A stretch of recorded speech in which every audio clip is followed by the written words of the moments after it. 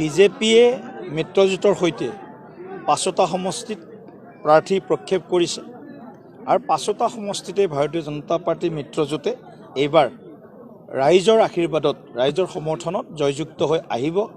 বিৰোধী বুলি ক'লে আজিৰ দিনত কংগ্ৰেছৰ লগত যদিও বাকী ৰাইজৰ দল বা আমাৰ অন্যান্য যিবিলাক বাওঁপন্থীকে ধৰি অন্যান্য দলবিলাক আছিলে অসম জাতীয় পৰিষদলৈকে তেওঁলোকৰ মাজত এটা অপ্ৰাকৃতিক মিত্ৰতা একচুৱেলি এইটো প্ৰাকৃতিক মিত্ৰতা নহয়, কাৰণ প্ৰত্যেকটো দলৰ দৰ্শন বেলেগ, প্ৰত্যেকটো দলৰ নেতা যিসকল আহিছে এই নেতাৰ বেকগ্ৰাউণ্ডবিলাক চব বেলেগ বেলেগ, গতিকে এটা অপ্ৰাকৃতিক মিত্ৰতা তেওঁলোকৰ মাজত হৈ আছিল। কিন্তু সেইটোৰ লাভ তেওঁলোকে পোৱা নাছিল, ভৱিষ্যতেও নাপায়।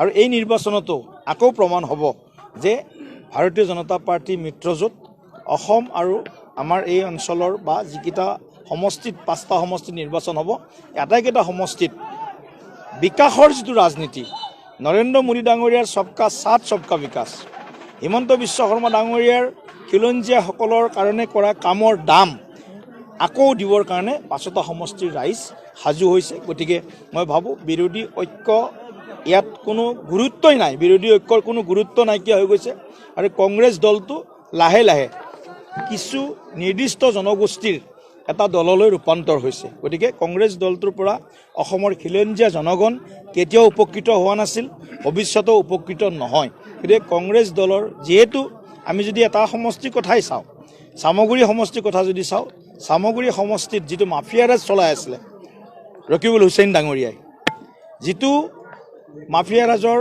প্ৰতিবাদ আজি চামগুৰি সমষ্টিৰ ৰাইজে আজি আৰম্ভ কৰিছে, ৰাইজ ওলাই আহিছে চামগুৰি সমষ্টিত ৰকিবুল হুছেইনৰ বিৰুদ্ধে। আৰু বৰ্তমান ৰকিবুল হুছেইন পুত্ৰ মোহত অন্ধ হৈছে, ধৃতৰাষ্ট্ৰৰ ভূমিকা লৈছে ৰকিবুল হুছেইনে। যেনেকৈ ধৃতৰাষ্ট্ৰই নিজে চাব নোৱাৰে, নিজে দেখিব নোৱাৰে, বেলেগৰ পৰা শুনা কথাক আশ্ৰয় লয় ৰকিবুল হুছেইন ডাঙৰীয়াই এইকেইদিন অকণমান বিভিন্ন ধৰণৰ আমাৰ বিৰুদ্ধে বক্তব্য দি আছে।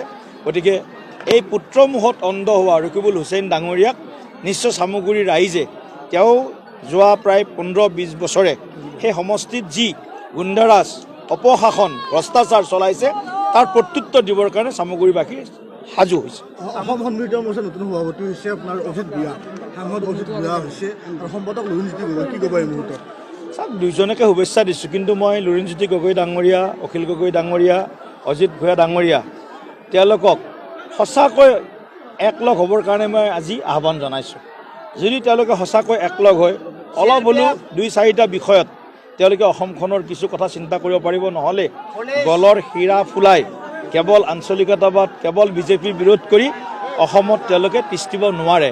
ইতিমধ্যে তেওঁলোকক ৰাইজে বিভিন্ন বিষয়ত, বিশেষকৈ কংগ্ৰেছৰ লগত যেতিয়া তেওঁলোক একলগ বহিছে, একেলগে যেতিয়া আলোচনাত বহে কংগ্ৰেছৰ লগত, অসমৰ ৰাইজৰ মানে মানুহৰ যিটো তেওঁলোকৰ প্ৰতি আস্থা, সেই আস্থাবিলাক নাইকিয়া হৈ যায়।